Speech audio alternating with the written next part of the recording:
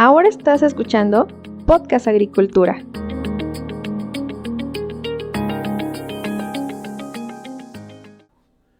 Hola, ¿qué tal? Muy buenos días, espero que se encuentren muy bien. Me da mucho gusto saludarlos nuevamente. Yo soy Olmax Ayacat y el día de hoy en este episodio del podcast les voy a compartir una nueva entrevista. Pero antes de pasar al contenido que les tengo preparado el día de hoy, quiero enviar algunos saludos. En primer lugar, a mi amigo Diego Ballesteros, quien actualmente es director comercial de Cítricos.com. Y de hecho Cítricos.com nos está apoyando bastante para tener conversaciones breves que presentamos en el canal de YouTube de Somos Agricultura. Si todavía no están suscritos, pueden ir a YouTube, buscar Somos Agricultura y darle suscribir. También quiero enviarle un fuerte saludo a Josué Alviso, quien actualmente es encargado de Mercadotecnia y Comunicación en Kima WQS. Y bueno, gracias a Josué he podido platicar con algunas personas de Kima, con algunos profesionistas, en este caso enfocados al tema de certificaciones, y pronto volveremos a tenerlos aquí en el podcast y también en el canal de YouTube. Y en tercer lugar, quiero enviarle un fuerte saludo a mi amigo Joel Hernández, quien actualmente es director comercial en SMEAP, la Sociedad Mexicana de Especialistas en Agricultura Protegida, que van a dar muy pronto un curso presencial bastante interesante y estaremos por ahí apoyándolos con la difusión. Para esto, Joel nos ha proporcionado algún código de descuento que estaremos compartiendo muy pronto con todos ustedes. Una vez enviados los saludos del día de hoy, pasemos a la entrevista.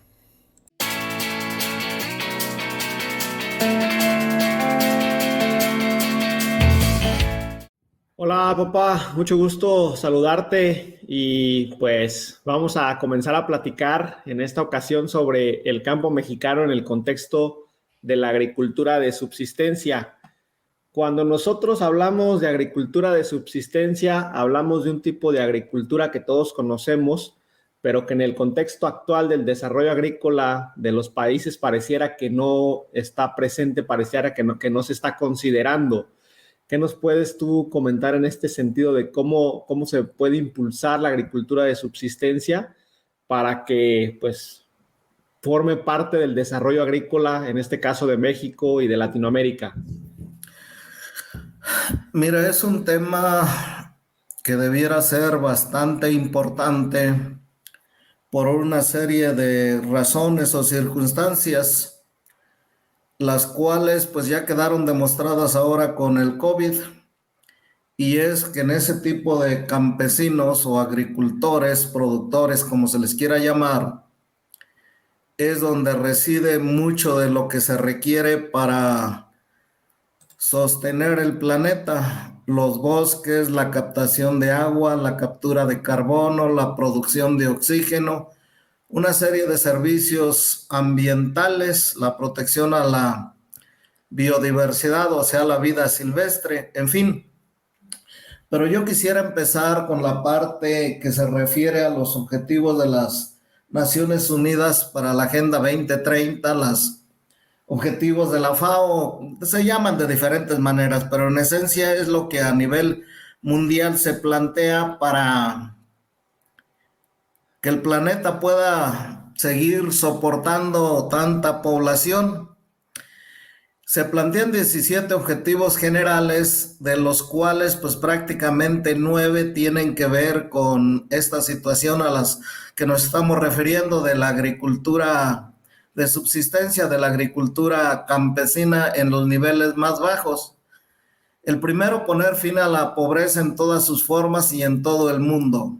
De entrada, pues este es uno de los sectores donde existe mayor pobreza y mayor marginación. Poner fin al hambre es el segundo.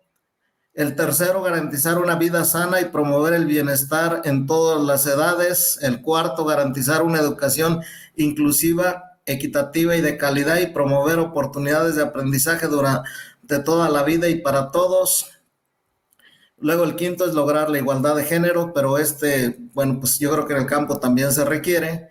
El sexto, garantizar la disponibilidad de agua y su gestión sostenible en el saneamiento para todos.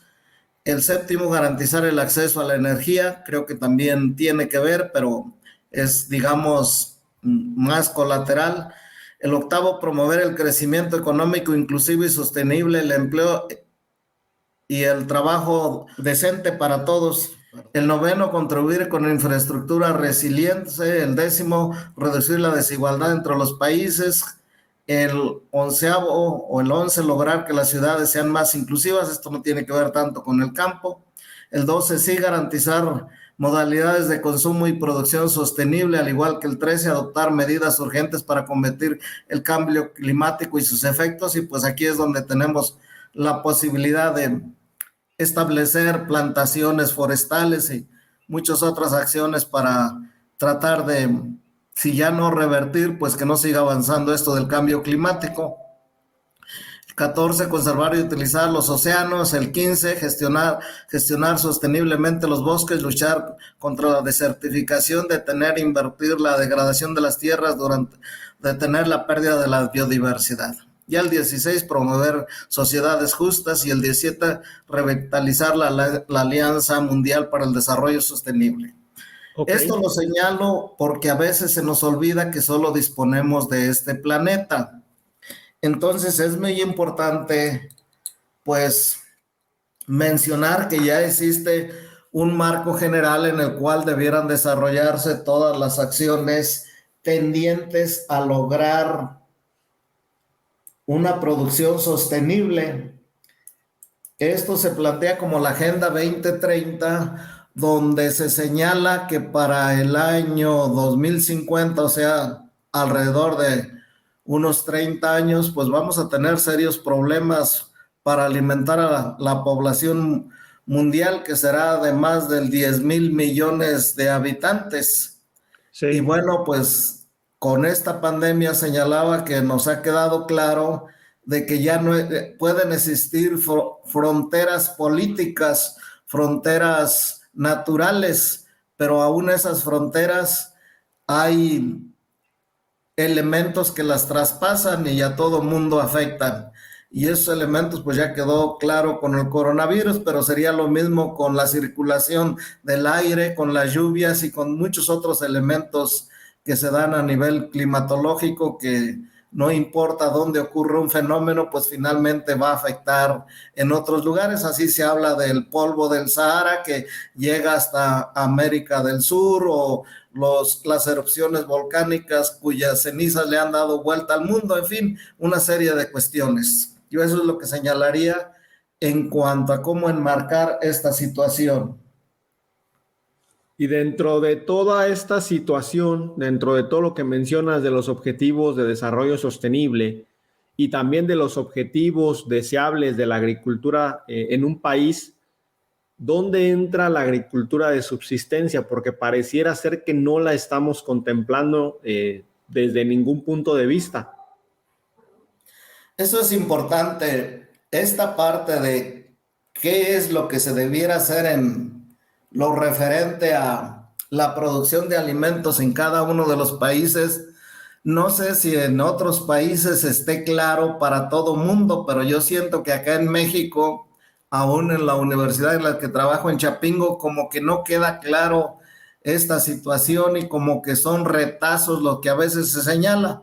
Por lo tanto, yo me di a la tarea de ubicar desde mi punto de vista, cuáles serían estos objetivos, los objetivos deseables de la agricultura mexicana, y además relacionados con las nuevas tecnologías, las tecnologías emergentes, que a veces se habla por ahí que de la agricultura 5.0 y cosas por el estilo, que si bien es cierto, existe en determinados sectores más desarrollados, pues no es cierto que la tengamos o que en determinado momento vaya a estar bastante difundida en el territorio nacional. Ok. Entonces, hablando de estos objetivos, si me permites... Pues, adelante. Lo primero sería el objetivo de la agricultura nacional. El primero sería producir los alimentos suficientes con calidad e inocuidad, relativamente baratos para el consumo de la población nacional, y de esta forma asegurar la autosuficiencia alimentaria del país.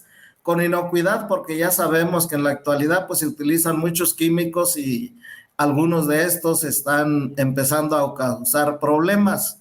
El segundo, sustentar y fomentar el desarrollo agroindustrial mediante el abastecimiento de materias primas baratas en forma oportuna y en la cantidad suficiente para la producción de los alimentos y productos elaborados que son necesarios para el desarrollo de la sociedad en su conjunto.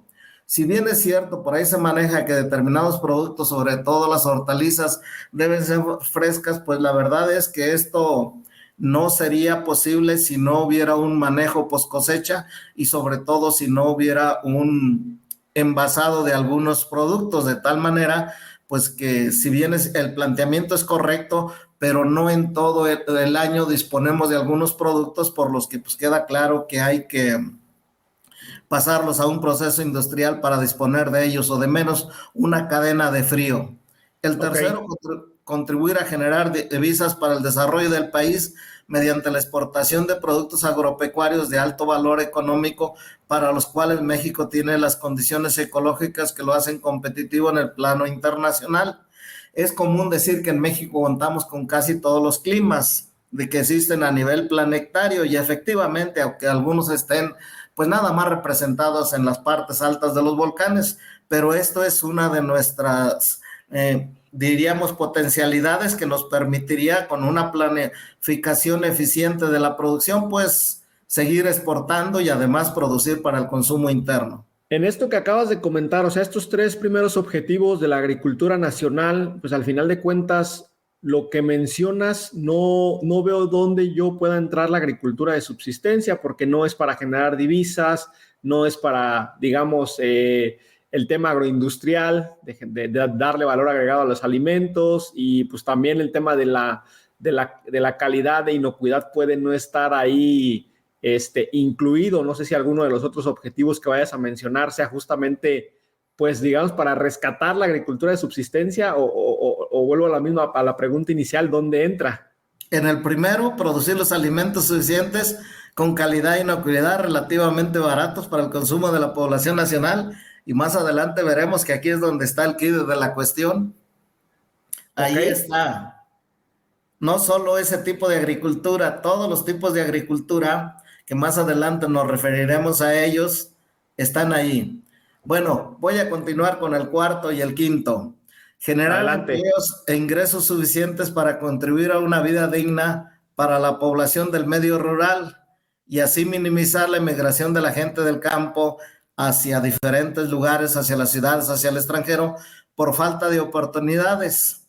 Y de esta forma generar desarrollo social y económico en las comunidades y en las poblaciones del medio rural, sobre todo en aquellas que se ubican en donde está la población que produce para el autoconsumo. A lo mejor en esta plática no alcancemos a llegar a eso, pero en la siguiente definitivamente que sobre eso centraremos la conversación. El quinto, desarrollar las actividades agrícolas con el menor deterioro del medio ambiente y afectando en el menor grado posible la sustentabilidad de los recursos naturales.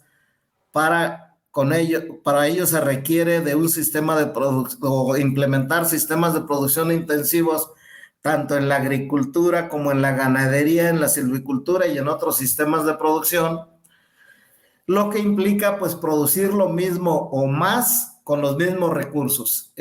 A eso se referiría este último.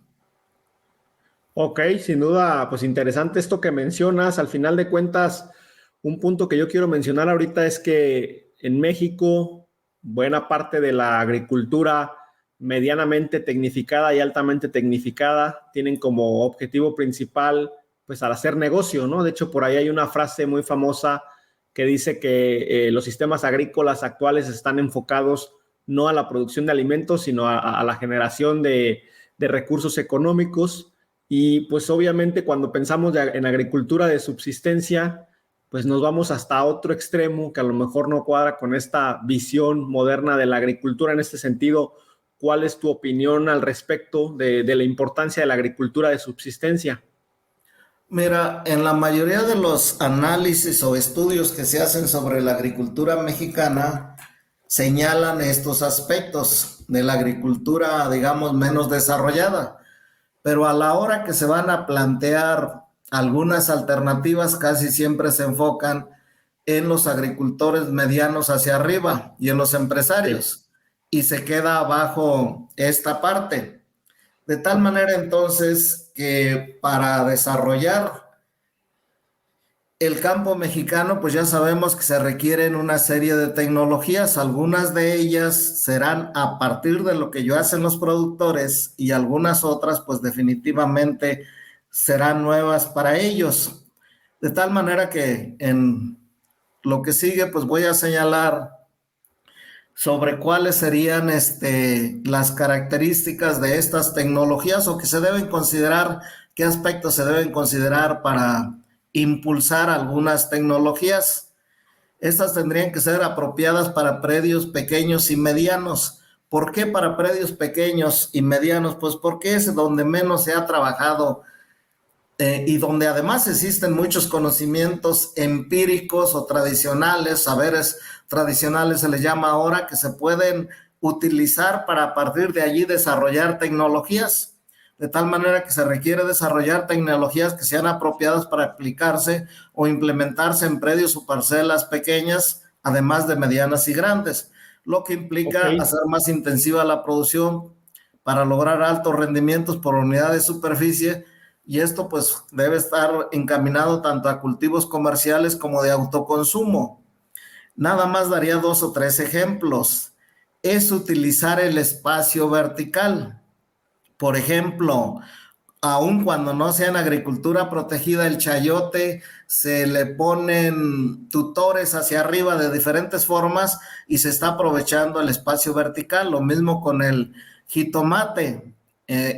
No se diga en agricultura protegida, donde pues con zancos pueden tener hasta más de 2 metros de altura en cuanto al espacio de producción, y después que la planta creció, pues se van bajando de tal manera que a veces la raíz está a 10, a veces hasta 15 metros de distancia de donde se están produciendo los jitomates. Esto es aprovechar el espacio vertical. Pero ahora, ¿cómo hacerlo con la agricultura de subsistencia? Pues elemental, algunos cultivos, el chícharo, el frijol, el mismo maíz, pues las plantas que se utilizan ya están diseñadas anatómicamente para poder producir varios frutos o tener varias flores. En el caso del maíz, las plantas están adaptadas y eso no es de ahorita. En Cacastla se encuentran pinturas donde señalan a través de cabezas cómo las plantas de maíz pueden tener más de un elote. De hecho, ahorita digamos el enfoque empresarial de la producción de híbridos va por ahí, de tal manera pues que sería una de las formas de lograr esto. En este sentido de utilizar tecnologías apropiadas para predios pequeños y medianos, según tu experiencia, la agricultura de subsistencia en México, ¿de qué superficie por productor estaríamos hablando? A veces, bueno, los extremos estarían en 10 surcos, el extremo bajo está en 10 surcos. Eso es lo que tenemos en valles, en algunos lugares de valles centrales, 10 metros de ancho por 100 de largo. Allí pues, si queremos, aun cuando sean suelos planos, si queremos meter tractor, pues tenemos que pedirle permiso al vecino para dar vueltas sobre su terreno. Al menos los tractores a los que se piensa cuando se habla de mecanizar el campo, pero existen otro tipo de tractores más pequeños que sí serían los apropiados para ahí. Pero permíteme seguir con algunos otros, digamos, criterios que deben cumplir. Adelante. El siguiente sería tecnologías respetuosas con el medio ambiente y las costumbres.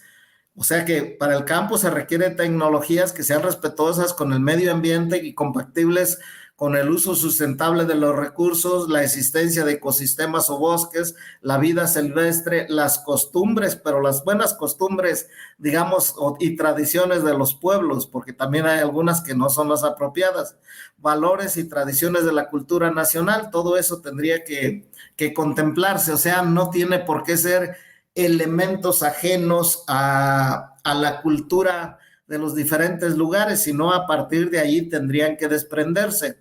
El tercero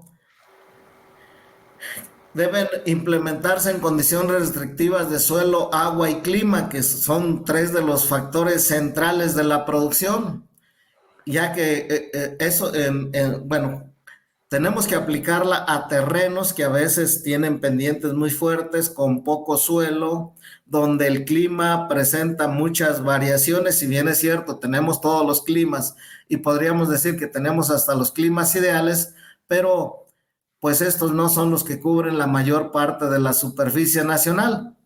De tal manera que uno de los elementos a utilizar en la producción pues es el agua, y ese es uno de los elementos centrales, porque cuando hablamos de productos frescos pues prácticamente lo que vamos a comprar es agua.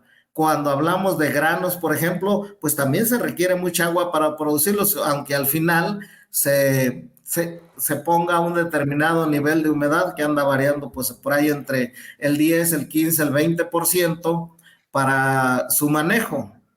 De tal manera entonces, pues que tienen que ser considerando estas situaciones. El siguiente es la producción de cultivos y productos pecuarios todo el año.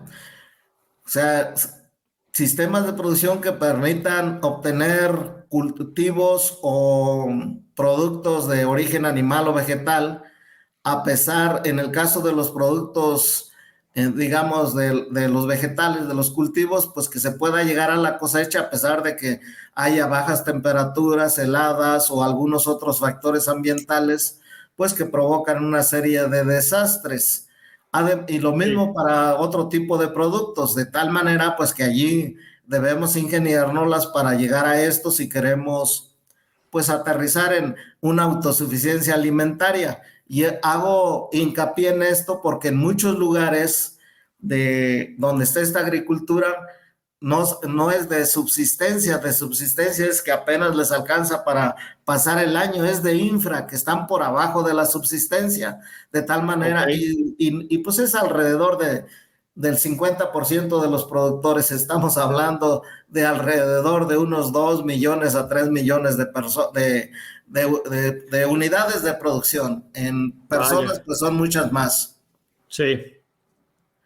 El siguiente sería tecnologías que generen empleo permanente en el campo. Entonces requerimos de tecnologías que se basen en el uso productivo y permanente de mano de obra, a fin de generar empleos que estén bien remunerados en el medio rural. De esta manera, pues retendríamos algunas de las mejores mentes, hombres y mujeres jóvenes, profesionistas, que puedan ayudar al desarrollo social y económico de estas comunidades, porque hasta ahorita yo considero que ha habido una erosión cultural y erosión, digamos, de las mejores mentes, una erosión que se está dando allí, y pues las comunidades no avanzan.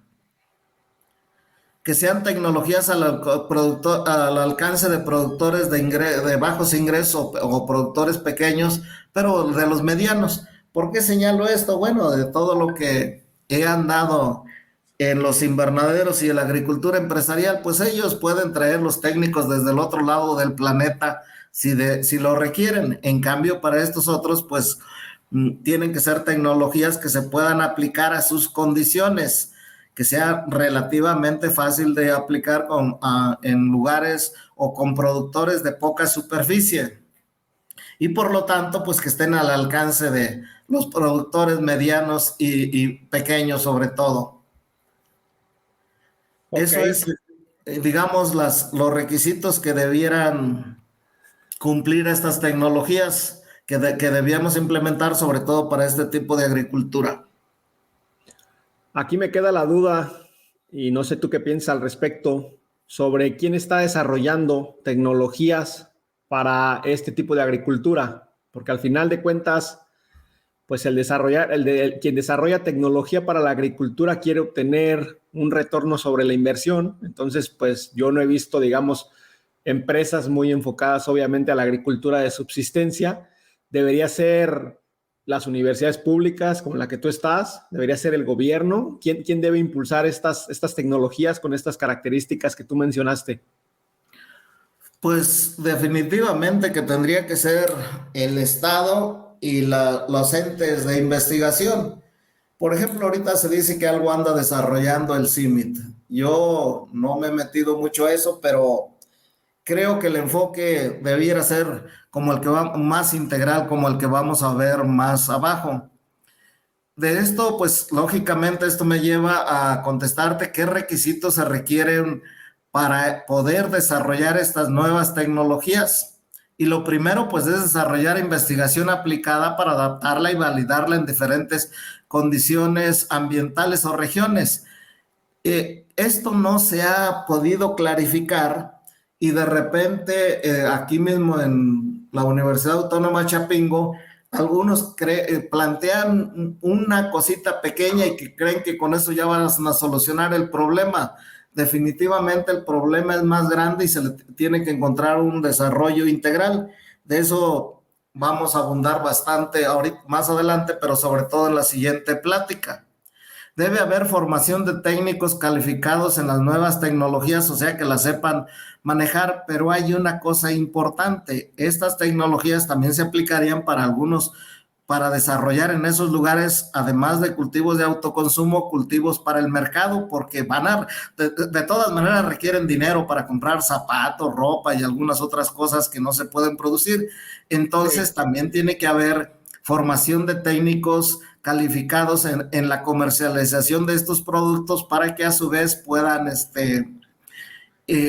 digamos, transmitirlos hacia estos productores, y esto sería pues desarrollar programas de capacitación y organización de productores para una agricultura un poco más empresarial, además de la agricultura de autoconsumo. Pues por el otro lado estaría esta agricultura empresarial.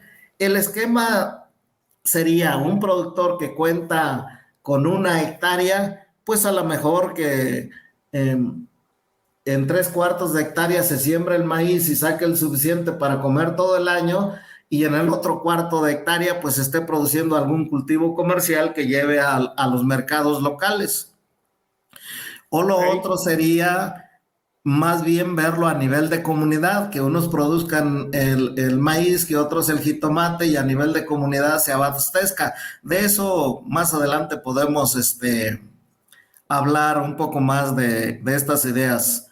Incluso con la ingeniera Nancy, pues hemos platicado bastante de estas cuestiones y ella tiene unas ideas interesantes. Por el otro lado, pues se requiere implementar subsidios con créditos a bajas tasas de interés y compartiendo riesgos. ¿Qué implica? Pues es que este sector de la agricultura está así por una serie de circunstancias, pero la principal es que ha estado abandonado y en el pasado solo se le necesitaba para los votos. Por el Sí. otro lado, pues se requiere apoyar a estos productores, sobre todo a los que vienen del sector más bajo, con sistemas de información oportuna sobre compradores, mercados, oferta, demanda de productos, insumos, porque pues luego se caen entre los intermediarios y ahí la cadena a veces se hace un poco larga. Tratar de acortarla pensando en los mercados locales, a producir primero lo que se requiere a nivel de la comunidad, después lo que se requiere a nivel de la región, para que no implique todo esto que hasta ahorita sabemos que no ha sido, digamos, lo apropiado. Al campesino se le paga poco y acá cuando llega con el consumidor final o el último que compra, pues ya aumentó muchísimo. Y por último, apoyar a la comercialización de los productos, canalizándolo a los mercados adecuados sin estos intermediarios, con el establecimiento de pues, precios mínimos de compra. Eso es más o menos lo que yo concibo que deben pedírsele a desarrollar estas nuevas tecnologías. Ok, pues sin duda son requisitos bastante interesantes. Aquí una duda que me surge en este momento es cuál sería el tamaño del reto que se tiene con la agricultura de subsistencia en México, porque al final de cuentas creo que la mayoría de nosotros no tenemos en este momento una idea sobre, cuando hablamos de agricultura de subsistencia, de cuántos agricultores, de qué porcentaje de agricultores de la producción nacional están metidos ahí, porque pues todo lo que nosotros vemos a veces en la universidad, a veces en el trabajo, en las empresas, pues es relacionado con agricultura de mediana y alta tecnología, y nos vamos con la finta de que pues todo el país es así, cuando la realidad, según lo que ya nos has indicado, es que existe un gran porcentaje de unidades de producción que son de subsistencia, pero no sé si tengas algunos datos específicos que nos puedan indicar exactamente la magnitud de este reto que implica pues llevar la agricultura de subsistencia al siguiente nivel, que es un nivel, pues digamos, de producción para comercializar una parte y para subsistencia otra. Sí, mira, y las cosas no han mejorado en los últimos 50 años. Con los datos del censo de 1970, la CEPAL hizo un estudio y allí encontraron que pues esto era alrededor de 2,5 millones de productores, poquito más de 2,5 millones de unidades de producción, y de esos el 86, casi el 87% se les consideraba campesinos. Dentro de la clasificación que se hizo al interior de este sector, nada más cerca de 1,5 millones, el 55,7%, eran de infrasubsistencia, ni siquiera sacaban lo suficiente para alimentar a la familia durante todo el año. Alrededor de otro 500,000, cerca de 500,000 era de subsistencia, quiere decir que a duras penas sacaba para alimentar a la familia. Ya luego estaban y esto representaba el 16%. Luego un 6,5 eran estacionarios, pues que estaban bien, y excedentarios que producían hasta de más, pues el 8,2%. Pero si nos vamos a las dos primeras categorías, infrasubsistencia y subsistencia, pues estamos hablando de cerca de o alrededor del 70% de los productores de ese entonces. Pero eso fue en 1970. Sin embargo, de acuerdo a los datos que saca la Secretaría de Agricultura y la FAO para el año 2010, publicados en el 2012 por la Zagarpa y en el 2014 por la FAO, pues las cosas no han mejorado, aunque le cambiaron, digamos, el nombre. Ahora nos hablan en el primer sector, en el más bajo, unidades familiares de subsistencia sin vinculación con el mercado. Pues son los de infrasubsistencia, porque si no tienen no producen ni para comer, menos van a tener para vender. Y ya hablan de un poco más de 1,000,000, el 22,4%, de alrededor de 5,325,223 unidades de producción. Entonces el 22,4% pues no tenían vinculación con el mercado y lo podemos equiparar a los de infrasubsistencia de hace 50 años. Posteriormente, unidades de subsistencia con vinculación al mercado, pues un poco más de 2,5 millones, el 50,6%. Nuevamente con estos dos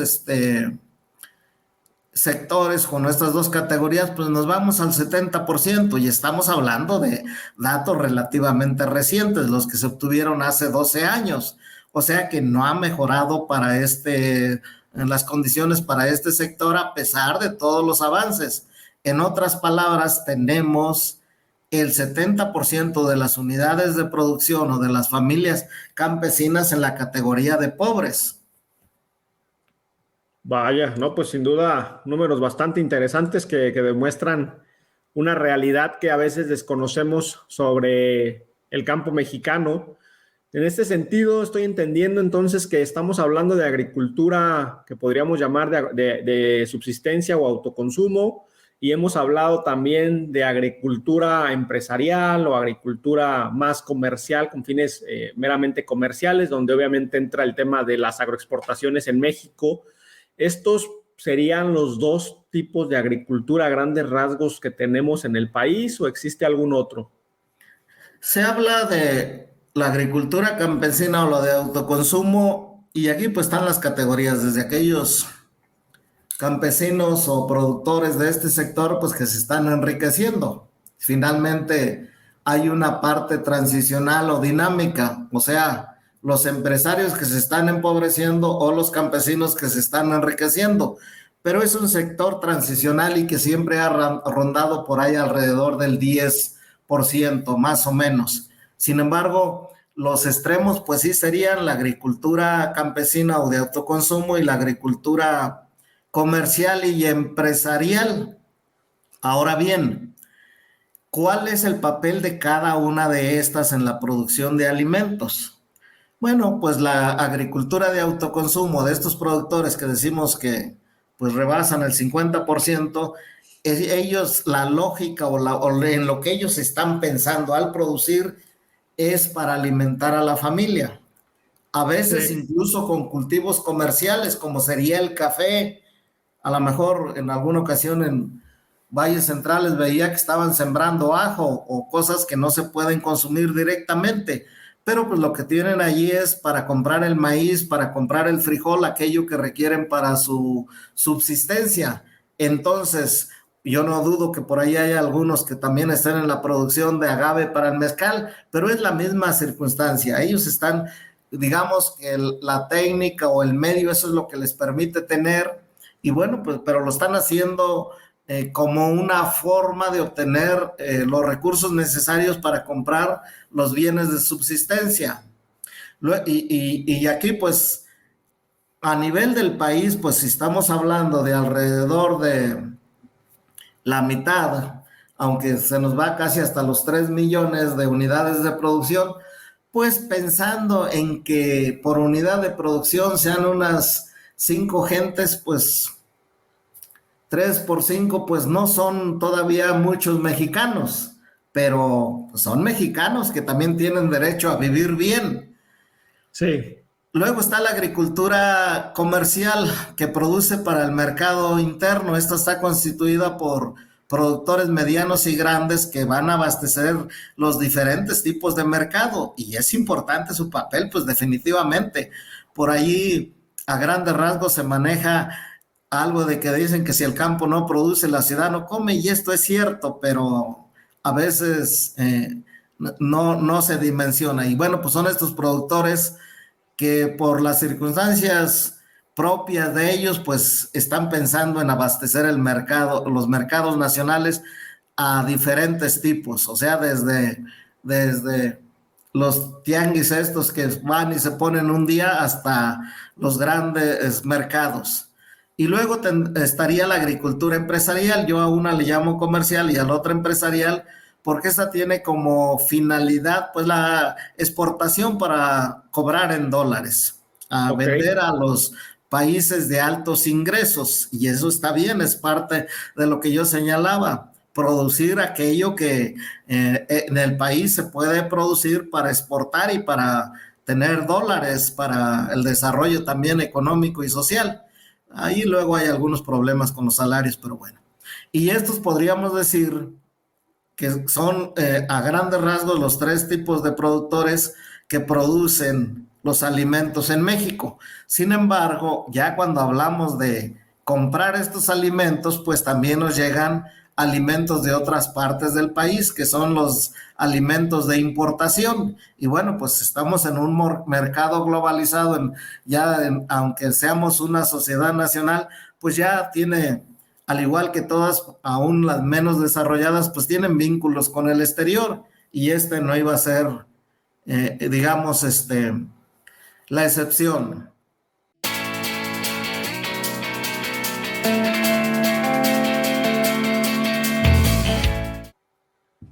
Ok, papá, aquí la pregunta importante de todo esto es, ¿cómo cerramos la brecha entre esta agricultura empresarial por un extremo y esta agricultura de subsistencia por el otro? O sea, la brecha pareciera que en lugar de cerrarse, cada vez es más grande. La agricultura empresarial ya está entrando en temas de tecnologías, de la información, del Internet de las cosas, de inteligencia artificial, incluso hay ya, digamos, las primeras aplicaciones dentro ya de invernaderos altamente tecnificados. ¿Cómo puede la agricultura de subsistencia cerrar esta brecha con esta agricultura altamente tecnificada, si es que es posible? Interesante pregunta. Yo me la he hecho en los últimos tiempos. Te diré que para mí las 2 últimas décadas han sido un proceso de aprendizaje. Creo que una parte del problema de que no lo analizamos bien es que nos metemos todo mundo en cuestiones muy pequeñas. Yo le llamo algo así como el síndrome de la ventanita. Solo ves lo que tu ventanita te permite ver. Y esa es una de las partes que tenemos que buscar la forma de equilibrarla. Me refiero a que pensando, tal vez no se dé en otros lugares, pero pensando en las carreras que hay acá en Chapingo, el de irrigación sale con la idea de resolver el problema o casi todos los problemas mediante riego. Y bueno, pues no sé cuál sea su opinión cuando no encuentra agua para regar. El de mecánica, de donde tú egresaste, pues a lo mejor a lo mejor me equivoco, pero sale con la idea de que todo es mecanización y bueno, pues por ahí hay un dicho que se dice que el que es clavo a todo le ve, que el que es martillo a todo le ve forma de clavo y quiere clavarlo, pero pues no Sí. es así. El que sale de parasitología, pues cree que vendiendo y atarragándole más productos para combatir determinada plaga o enfermedad, con eso va a solucionar la cosa y así por el estilo. Entonces tenemos una desvinculación y yo he visto y estoy de acuerdo en esta parcialización, pero es para la agricultura empresarial, donde contratan al que va a tener la responsabilidad de la sanidad, pues para las plagas y las enfermedades, y eso es lo que él debe ser experto. Por otro lado, tienen a un experto en nutrición y así, incluso un experto en logística o en comercialización, y ahí está bien, pero finalmente es algo semejante a una orquesta donde hay un director y dirige la orquesta para que pues suene bonito y la nota y las notas salgan bien, pero eso no lo podemos aplicar en otros ámbitos, mucho menos en la agricultura de autoconsumo, donde pues ni siquiera los municipios, a nivel de municipios, iba a poder tener, ya no digamos los 26, creo que en la actualidad están egresando de Chapingo los 26 profesionistas, sino pues, los 5 principales definitivamente que no es posible, al menos en la situación actual. Entonces allí es donde hay que buscarle. Algunos han pensado que un ingeniero agrónomo, yo creo que tampoco el ingeniero agrónomo iba a ser la solución, sería la solución de entrada, pero el problema creo que para avanzar reside en la organización. Es un primer problema, es un primer paso. Yo que estoy trabajando con algunas comunidades forestales, pues en un determinado momento dije, bueno, voy a ir con comunidades que ya estén organizadas. Y bueno, estoy hablando de comunidades que empezaron su proceso de organización hace 30 años. El proceso, y ahorita están trabajando bien, de eso hablaremos en la siguiente plática. El proceso de organización no nada más es de juntar la gente, anótense y ya están organizados. Implica una serie de cuestiones.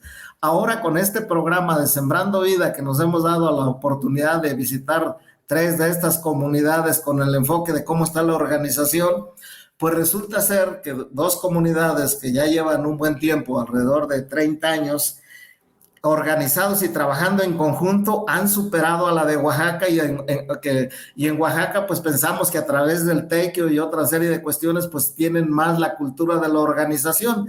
Entonces esa es una de las partes centrales. Sin embargo, pues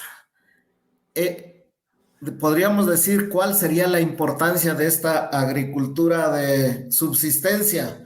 Pues nada más considerando las 2 primeras categorías, los de infra y los de subsistencia en la actualidad, según los datos, para los más recientes que encontré por ahí, para el año 2015, ya abarcaban 3.9 millones, casi 4 millones de unidades de producción rural.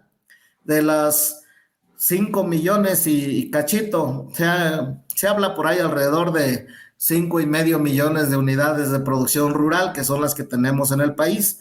Entonces, el tamaño o lo que representan estos productores de infrasubsistencia y subsistencia, pues son alrededor de ya cerca de 4 millones de unidades de producción, que decíamos, si pensáramos en que por familia o por unidad son 5, pues estaríamos hablando ya de cerca de 20 millones de mexicanos que se encuentran en condiciones de pobreza. Este sector por muchos años ha sido el más abandonado. Pues de menos tenemos el dato de 50 años. En el pasado se decía que el ejido estaba organizado para votar, no para producir, y algo de eso había. Se hicieron intentos de hacer ejidos cooperativos, pero las condiciones sociales y culturales no estaban para ello. Creo que se está avanzando un poquito más en la actualidad. Este sector, por lo tanto, ha sido en el último medio siglo aportador de mano de obra barata, principalmente para la industria en general, para la industria de la construcción en particular. Allí es donde encuentran mucha ocupación, y para la agricultura empresarial, al grado de que, pues creo que hasta allí donde estás en Michoacán, traen gente de por allá de Chiapas, de Oaxaca, de Guerrero, en fin, de algunos lugares, incluso del mismo Estado de México. Hay alta tasa de migración en este sector hacia las ciudades, hacia el extranjero, y tiene, como ya lo vimos, pues tiene poca participación en los mercados y en la economía nacional. Pero más que buscar que participen en los mercados, yo creo que hay que buscar que ellos sean autosuficientes. Si bien es cierto, en las ciudades podemos tener problemas similares para la alimentación con las gentes o el sector más desprotegido, más vulnerable, pues también es cierto que acá hay una parte de la población mexicana que se encuentra en estas condiciones. Entonces, deberán implementarse programas o políticas tendientes a obtener los productos necesarios para el autoconsumo de las familias a nivel de comunidades. Aquí la unidad, digamos, de estudio y de trabajo debe ser la comunidad, no la familia. Tendrá que ser una mejora de los sistemas de producción de cultivos básicos a partir de sus conocimientos, y capacitarlos para el desarrollo de algunos cultivos comerciales que les permitan obtener los recursos económicos que requieren, pues para comprar otros satisfactores que ellos no pueden estar produciendo, la sal, a veces la carne, pero sobre todo la ropa, el calzado, en fin, todo eso que se requiere en una familia, hasta las libretas de los chamacos. Y vaya que ahorita que ya me tocó participar en esto, pues sí es un poquito caro el gasto hasta para uno. Me imagino lo que implica a estos niveles. Pero sobre todo un desarrollo integral de la comunidad en forma autogestora, o sea, en función de sus necesidades y no de las que se les quieran imponer desde afuera. Todo esto debe ir enfocado a dos aspectos: el autoconsumo, satisfacer el autoconsumo, y la generación de empleos al interior, porque pues mucho de esto tendrá que hacerse a través de empresas a nivel comunal, a nivel ejidal, y bueno, pues esas empresas también generan empleo. Definitivamente que los productos agrícolas se requieren en las ciudades también, y bueno, ahí estaría el mercado. Yo que últimamente me he metido con los productos forestales, pues tenemos algo así como un déficit de alrededor de 1/3 parte de los productos forestales que se consumen acá, de tal manera que pues ahí está el mercado. Y por último, debe tenerse presente que son ellos los que deben llevar a cabo este desarrollo de sus comunidades, o sea, los entes externos como los técnicos, los investigadores, los funcionarios públicos deben ser apoyo a las decisiones de las comunidades y no quienes impongan las cosas, porque muchas veces no funcionan por esta situación. ¿Cuál debiera ser la idea? Bueno, yo creo que hay que empezar a trabajar con comunidades que ya estén organizadas, que ya tengan avance, y elaborar una especie de programa de desarrollo a nivel comunal, a nivel ejidal, donde ellos digan qué es lo que requieren en todos los ámbitos.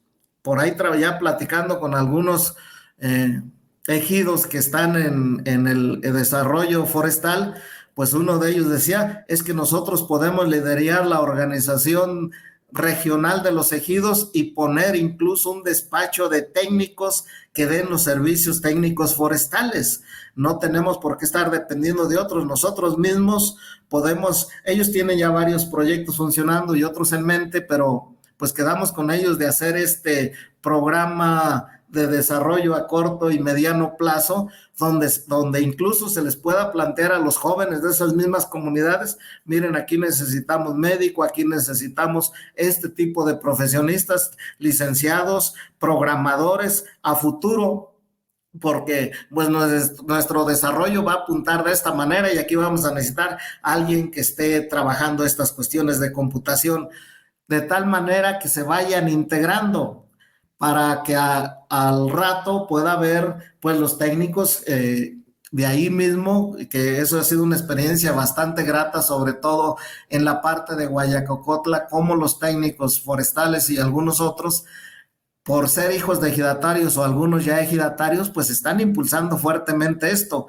De ahí es de donde te digo que he comprobado esta idea de que ha habido una erosión cultural y erosión de las mejores mentes de algunas comunidades.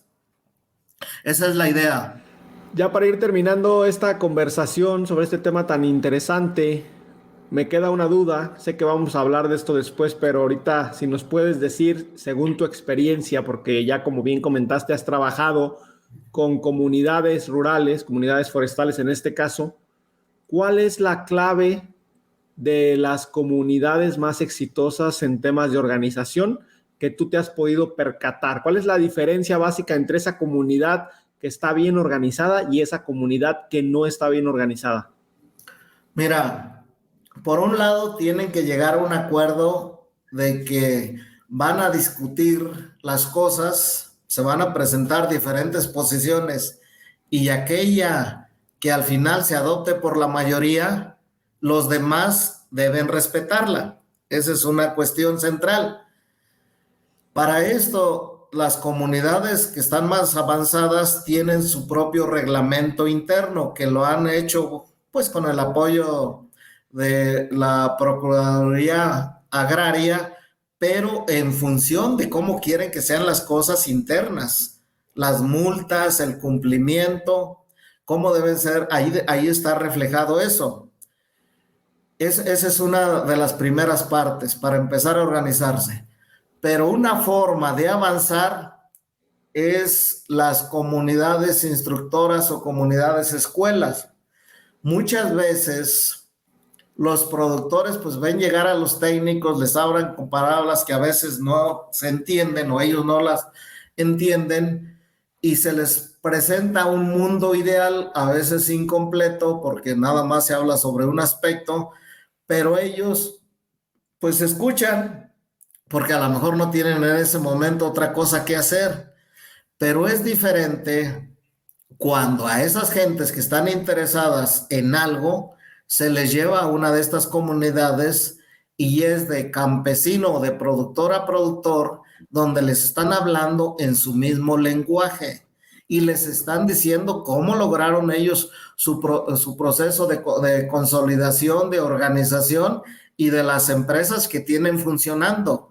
Ellos, muchas veces, ellos a su vez fueron a otros lugares donde había algo que estaba funcionando y ahora, pues, de esta que en breve voy a dar una plática de el desarrollo forestal y el programa Sembrando Vida aquí en uno de los eventos de la universidad, pues ya contamos como con alrededor de 10 empresas comunales que son del ejido, más 2 o 3 empresas particulares que también están contribuyendo allí en el interior a dar empleos. Es la comunidad de Pueblo Nuevo donde yo les digo que ya en breve ellos van a empezar a utilizar mano de obra de otras comunidades.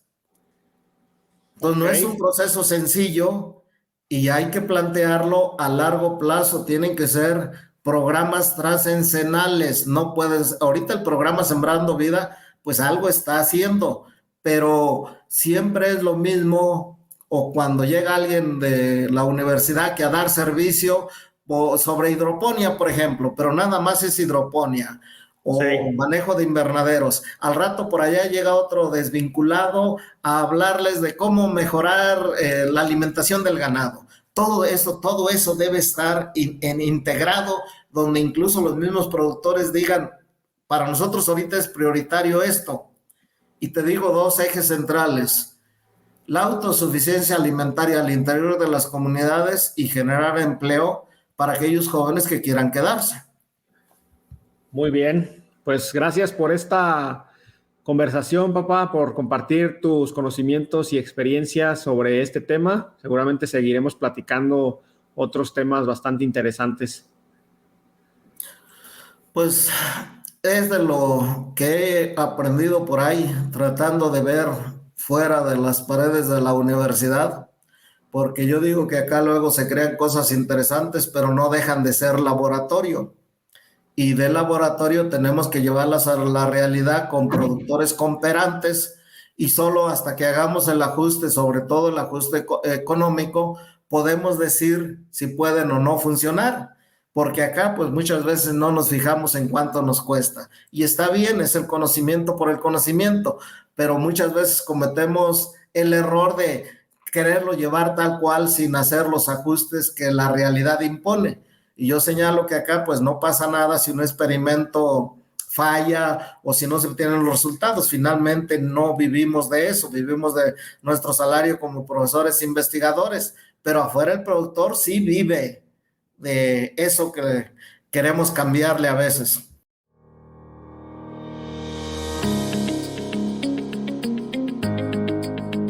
Hemos llegado al final de este episodio. Muchas gracias por escuchar Podcast Agricultura.